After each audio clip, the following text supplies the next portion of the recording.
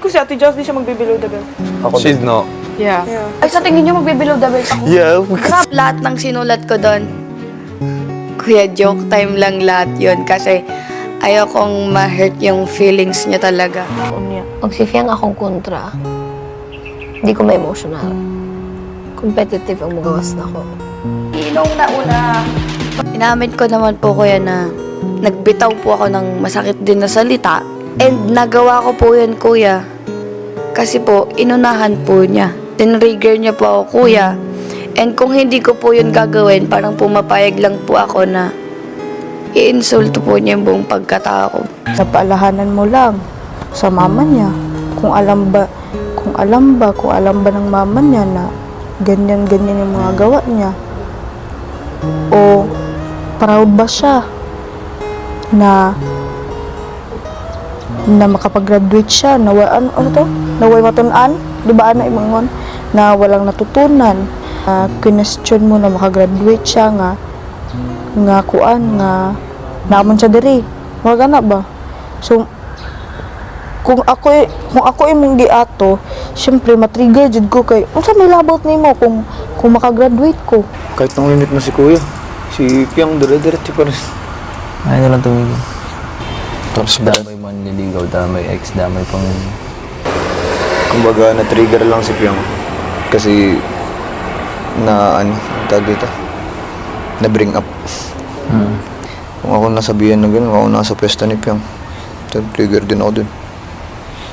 Hindi ko ina-expect yan, Yung sa kanila yung minib.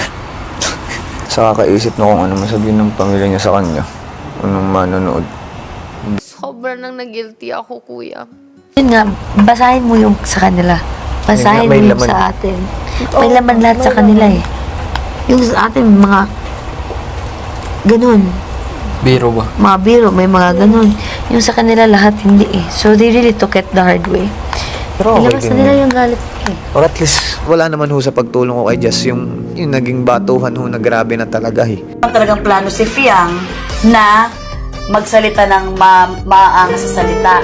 Pero dahil nga na unahan ni Jazz, umpisa ka niya, sinimulan niya. Tapos parang nasasaktan na niya pala sa mga words niya, si Fiang. So dapat at the end of the day, ikaw pa rin ang magdidesisyon sa sarili mo. Oo. Wala naman akong balak sabihin yun eh.